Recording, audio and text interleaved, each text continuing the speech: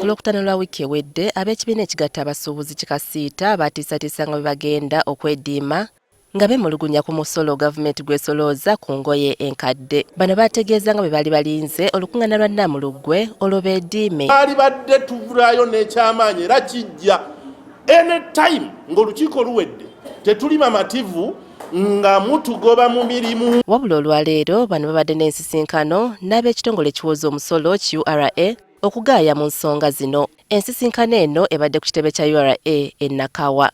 Mr. President wamayongeza $4 soko yikiba stakeholders akulembeze twabanguyiza tulina ebibiina ebitwala abasuubuzi mu ggwanga bino biyite tusooke tutuule nga temulaba kutuyisaako tteeka.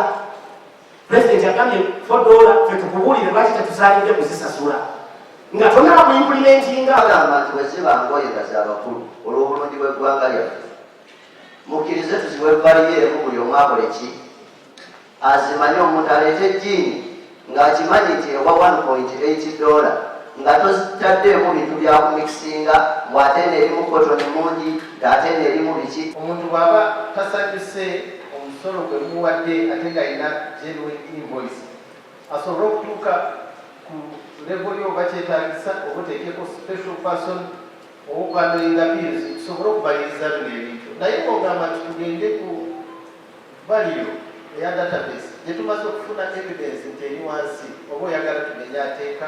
Abalala beemulugunyizza ne ku ky'emisolo okusoloozebwa mu nsimbi engwira ze bagamba nti zikyukakyuka ekibaviirako okunyigirizibwa ennyo. Kati ate bw'otusindikiza ne tugenda ne Kenya ne tugula ssente ya Kenya ku bbeeyi ennene oba $1 kiba kitusuulira ddala mu byenfuna abamu bayinza obutakyetegereza.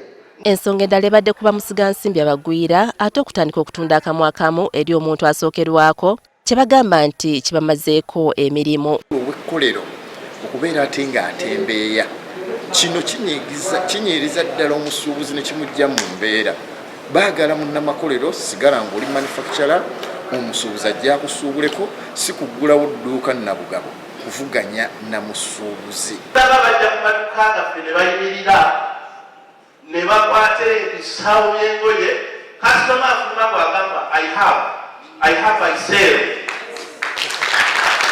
Muleke tukwatire wamu tugende Ministry of Trade bateekeko regulation enakakanya bamusigansimbi okujja ne bakompitinga nawe mu katale kubanga tekibeera fair. Kyokka ku ky'okukendeeza omusolo ku mivumba Akulira URA John Musinguzi ategeezezza nga bw'atasobola kukisalawo era ensonga agijulizza mukulembeze weggwanga.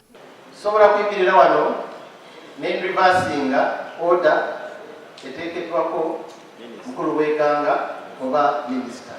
Ku ky'ebyamaguzi ebikyakwatiddwa ku nsalo abasuubuzi ne URA balemereddwa okukkaanya naddala ku ky'obudde mwe bayinza okubisasulira ne biteebwa.